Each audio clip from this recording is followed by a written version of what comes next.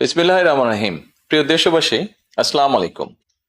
আজকে আমি আপনাদের সাথে একটি বিষয় নিয়ে খুব সংক্ষেপে দুটি কথা বলতে চাই। যে বিষয়টি সমাজের প্রত্যেকটি শ্রেণী পেশার মানুষকে স্পর্শ করে। যে বিষয়টি কি সেটি সেটি হচ্ছে আমাদের পরিবেশ। অর্থাৎ আমি, আপনি, আমরা সকলে যে পরিবেশটাতে থাকি সেই পরিবেশটি কেমন, আমার আশপাশটি কেমন।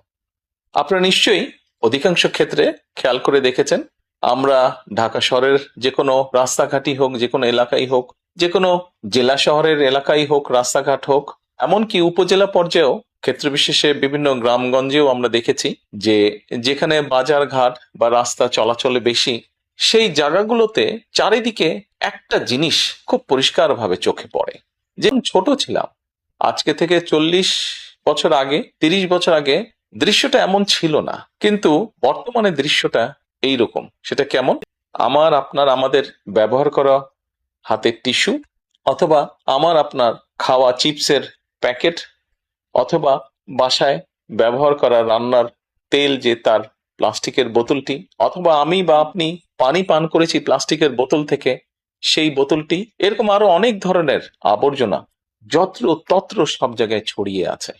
কোনো জায়গায় একটু বেশি জমা হয়ে আছে, অথবা যত্র তত্র লোকালয়ে চারিদিকে ছড়িয়ে আছে।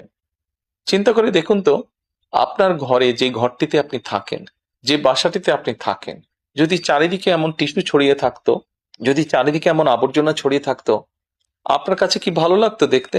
নিশ্চয়ই না, আমাদের কারো কথাই ভালো লাগতো না। কবি তো সুন্দরভাবে লিখেছেন, সবুজ শস্য শ্যামলা আমার এই ভুবন। তো আসুন না, আমরা কেন আমাদের পরিবেশটাকে সুন্দর করতে পারবো না? চলে, অথবা রিক্সায় যায়, অথবা বাসে চলাচল করে, এই মানুষগুলো যখন রাস্তা পার হয়, বিভিন্ন জায়গায় যখন আবর্জনা জমে থাকে, ময়লা থাকে, এই মানুষগুলোর কিন্তু অনেক কষ্ট হয়, বিভিন্ন জায়গায় অনেক দুর্গন্ধ হয় এই আবর্জনা জমে থাকে। তবে আমরা যদি সকলে মিলে একটু সচেতন হই, আমরা যদি নিজেরা সচেতন হই, যত্রতত্র যদি আমাদের ব্যবহারকৃত আবর্জনাগুলো যদি যত্রতত্র আমরা না ফেলে দিই, আমরা যদি একটি নির্দিষ্ট জায়গায় এই আবর্জনাকে জমা করি এবং নির্দিষ্ট উপায়ে যদি এটাকে পরে ধ্বংস করি, তাহলে যেমন আমাদের পরিবেশটি ভালো থাকবে, ঠিক একইভাবে আমরা আমাদের পরিবেশটাকে সুন্দরভাবে রাখতে পারবো। দেখুন, অনেক জায়গায় আমি দেখেছি, গত কয়েক মাসে যখন আমি দেশের বিভিন্ন জায়গায় গিয়েছি, হয়তো কোনো একটি পুকুরের পাশ দিয়ে যাচ্ছি, দেখেছি পুকুরের ভিতরে বিভিন্ন রকম ময়লা স্তূপ হয়ে পড়ে আছে, অথবা পুকুর পাড়ে বিভিন্ন ময়লা স্তূপ হয়ে পড়ে আছে। অথচ একসময় কিন্তু এই পুকুর পাড়ে এই মানুষ গল্প করত পরিবার পরিজন নিয়ে, কিন্তু এখন আবর্জনার জন্য সেটি সম্ভব হয় না। ঢাকা শহরেও বিভিন্ন পার্ক আছে, যাচ্ছি বিকেল বেলায় পরিবার পরিজনকে সাথে নিয়ে, কিন্তু গিয়ে যখন আমরা চিনেবাদাম খাচ্ছি, অথবা চিপস খাচ্ছি, অথবা বাচ্চারা লজেন্স খাচ্ছে, খেয়েই আমরা জিনিসটা সেখানে ফেলে দিচ্ছি।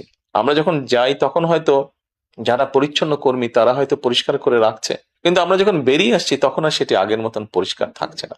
কিন্তু যদি যে পরিষ্কার থাকতো, আপনি যদি পরিষ্কার করে রেখে আসেন, আপনার পরবর্তীতে যে যাবে সেও সেই পরিচ্ছন্নতা, সুন্দর পরিবেশটি উপভোগ করতে পারবে। কাজে আসুন না, আমরা যদি আজকে থেকে প্রত্যেকে সচেতন হই, আমাদের হাতের আবর্জনা বা ব্যবহৃত আবর্জনা যদি নির্দিষ্ট জায়গায় সুন্দরভাবে আমরা গুছিয়ে ফেলি, তাহলে ধীরে ধীরে হয়তো আমরা আমাদের এই বাংলাদেশটাকে আবর্জনা মুক্ত করতে পারবো, সুন্দর একটি পরিবেশ গড়ে তুলতে পারবো। দেশটা তো আমাদের সকলের। আমরা সকলে মিলে যদি চেষ্টা করি, সকলে মিলে যদি একটু একটু করে করি, তাহলে আমরা বড় কিছু করতে সক্ষম হব। প্রিয় দেশবাসী, আপনাদের কাছে আজকে এই সহযোগিতাটা আমি চাইছি। আমরা সকলে মিলে আসুন, চেষ্টা করি আমাদের দেশটিকে পরিষ্কার সুন্দর রাখতে। আমরা সকলে মিলে চেষ্টা করি আমাদের পরিবেশটিকে সুন্দর পরিষ্কার রাখতে, যা নিশ্চিত করবে আমাদের আগামী দিনের বংশধরদের জন্য একটি সুস্থ দেশ, সুস্থ পরিবেশ। সকলকে আন্তরিক ধন্যবাদ। আসসালামু আলাইকুম।